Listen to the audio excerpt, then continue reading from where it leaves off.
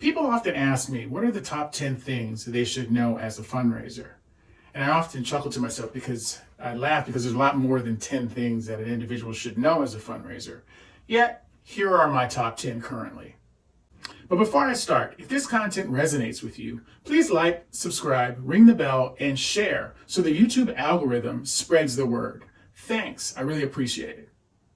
So, without further ado, here are my current top 10 fundraising tips in no particular order. Number 1, monthly mailers. The theory behind monthly mailers is to communicate with your donors frequently. Now, what a lot of nonprofits do is they only communicate with their donors 2 times, and that's when they're asking for a gift or after they've received a gift. What a monthly mailer does is it talks to the donors in between the gifts. Now, some might ask, what would be a good subject for a monthly mailer? Well, beneficiaries are often the best subjects of a monthly mailer because they can show anecdotally what the impact is. Staff is also a really good subject for a monthly mailer, as well as program officers, those that are actually delivering the programs to the beneficiaries. Donors are actually also really good subjects for monthly mailers because it shows other donors how they can get involved. And then finally, community leaders, what's happening in and around the nonprofit is also a good subject for a monthly mailer. Now, what does a monthly mailer look like, you ask? Well, a monthly mailer should look like a personal note as much as possible. It should be a one-pager. It should say, from the desk of Paul Hosh. It should have at least one photograph in it, and it should also have at least one quote in it. And the last paragraph should be thanking the donors for making whatever the subject of the monthly mailer occur, that it would not happen if it were not for the support of the donors of the nonprofit. And then finally, I've made a video on monthly mailers. Check it out here. And number 2 on my top 10 donor list, and that's thanking donors. We need to be experts at thanking donors. We need to be the best. And the reason is we're not providing a service or we're not giving a product to the donors themselves. So we need to be experts at illustrating the donation's impact and how it's moving this community forward. So we have to be very, very good at thanking donors. And we can do this through staff words with some data points and some anecdotes. We can also do this through volunteers, the board of directors words. And then finally, and most importantly, we can do this through benefactors, through their words and how they see things and how they're being impacted by the donations. Acknowledgement letters. Acknowledgement letters need to go out within 48 hours of receiving the donation. Period. No excuses. Also, in the PS, you need to personalize them as much as possible. And for larger gifts, we need to be writing handwritten notes as much as possible, as much as your resources will allow. Still under number 2 in thanking donors, it's phone calls. We need to call donors within 48 hours of receiving their gift. And that can be done through staff, it can be volunteers, and it can be the benefactors.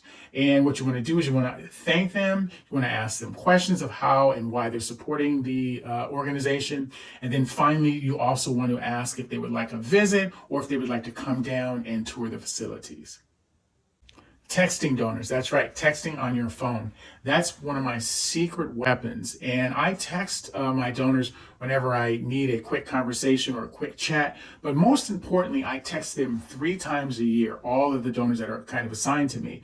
And that is during Thanksgiving, during Christmas, and during New Year's. I always send them a text and they always respond because it's right there. It's personal. It cuts through all the cards, the Christmas cards and all those things. Texting is a neat way of getting to your donors. Number 3, making daily donor contact calls with your donors. That's vital. You need to be calling your donors on a daily basis. Not each individual donor. You usually want to call once a month, once every 2 months, but you need to be calling your donors on a daily basis, stewarding them. What I like to do is set aside an hour a day where I call donors to thank them, catch up with them, see how they're doing, let them know how the school is doing, but making those phone calls. Number 4, knowing your numbers. This is important because it allows you to see where your challenges and your opportunities are. And what I like to do is I like to compare the numbers and the percentages with Giving USA. And as you well know, Giving USA is a publication that comes out annually, and it looks at all of the giving in the United States, and it breaks it down based off of the 4 categories. That's individuals, foundations, planned gifts, and corporations. So for the last recorded year, 2020, Giving USA reported $470 billion donated in the United States. Now, individuals were the lion's share, and they gave about $324 billion, which was about 69%. Next was foundations. They gave about $89 billion, which was about 19%. And behind them were estate planning and planned gifts. That was about $42 billion. That was about 9%. And finally, pulling up the end was corporations, and they gave about 19 billion, which came out to about 4%. So you need to know these numbers and compare these numbers to your percentages of your foundation, and then see where the odds, where the challenges are. And you should be mirroring this as much as possible, because this lays out where all the money is. So if you're focusing on corporations and it's showing that 70% of all donations in the United States come from individuals, perhaps your focus is not where it should be. And finally, really understand the 80-20 rule, the Pareto principle. You really should be focusing 80% of your time on your top 20% of your donors, because that's where all of your funds are coming from, 20% of your donors. Number 5, share everything with other nonprofits. That is vital.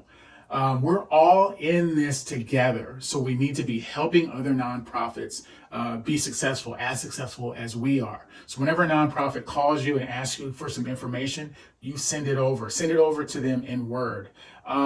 Take calls when you're really good at one specific thing. Say you're really good at putting on events. And individuals are noticing your successes within the industry. Make sure you make the time to give out your knowledge over to them, because that is what makes our industry different from the other industries, because we support each other, we care about each other. Go to AFP, go to CFRE, and make sure you're giving out your knowledge and asking for information for other nonprofits, because we are all in this together. The only thing that we don't share at our organizations is individual information. Everything else we share, whether it's foundations, corporations, how we're doing certain things, our thank you letters, our monthly mailers, anything that we have, we share it with other individuals in the nonprofit, because they did that to us, and that's one of the reasons why we're so successful. Number 6, put donors to work. When you're trying to get donors to give more money, that's the thing you do. You put them to work. You put them on a project, you put them on a committee, you put them on a special assignment. But that's how you get donors to support you, because what that does is it brings them into the family. It puts them working on a particular project. They get to know what's needed at the organization, and they tend to feel much stronger about it. Therefore, they write larger checks to support what they're working on. So put donors to work. Number 6. Number 7, ask for a specific amount when soliciting donors. Many nonprofit fundraisers don't ask for specific amounts. They just ask, will you support this project? And what generally happens is the donor ends up giving between 10, 15, and 25% of what they would have given if you asked for a specific larger amount. So make sure you ask for a large amount with a specific ask. And it shouldn't be a very quick answer, because if it's a quick answer, that means you asked for too little. So it's the right person at the right time for the right amount for the right project. So make sure you specifically ask for an amount for a specific project. Number 8, hire a consultant. I've been doing this for about 25 years, and I don't know how I survived without having a consultant. I've had a consultant for the last 5 years, and they are invaluable. You're able to run ideas by them. They keep you honest. You're able to work with them with your development report. You can brainstorm with them. I actually don't know how I got by without having a consultant on our retainer. It's been invaluable. So make sure you find a way to to hire a consultant and get them on a retainer, because many people in your I should say your organization don't really understand fundraising. So you don't have that many people that you can run this information by. And you also will have a network of individuals that you can run it by. But when there's someone on your payroll and they're paid to sort of look at something and really drill down into it, and their goal is to make you successful, that's a whole nother level. So I would say one of the most important of these top 10 is hiring a consultant and putting them on retainer. Number 9, knowing your mission. You have to know your mission. One of the ways that you can learn the mission is looking at or reading through your grant applications. That's what I usually do when we hire a new fundraiser in our office. But you need to know it anecdotally. You need to have stories that you can illustrate what the mission is all about. You need to know the data behind the mission as well. But knowing your mission is key, because it'll keep you, it's your North Star in all the decisions that you make. So make sure you know the mission of your organization, and that you live, you breathe the mission. Everyone in your department must breathe the mission of the organization. When you're working on your development plan, it must be, everything is filtered through the mission. Number 10, your development plan. It's vital that you create an annual development plan. And just so you know, I use our consultant to help us with that, because she keeps us honest. It's the key to your success is planning. It's the roadmap for the year. It keeps you focused on the 80-20 rule. It lets your calendar, make sure that your calendar is congruent with everything on there. It just keeps you focused. It also allows you to look at what's working and what's not working. Without a development plan, you're in trouble. What is that saying? If you don't know where you're going, you're certainly going to get there. So these are my top 10 fundraising strategies and tactics, and I really hope they help you. As you know, it's my mission to make the world a better place, one nonprofit at a time, one fundraiser at a time. And you can help me with this by liking, subscribing, ringing the bell, and sharing this video so YouTube helps spread the word for me. Thank you. As always, this is Paul Hosh at Nonprofit Fundraising Management, and I want to thank you for taking the time to watch this video. Before you go, please leave a few of your top 10 fundraising tips and strategies. And before you go, one more time, take a look at this video on how to get donors to give more money. As always, take care, have a wonderful week, and I'll see you next week with a new video. Take care.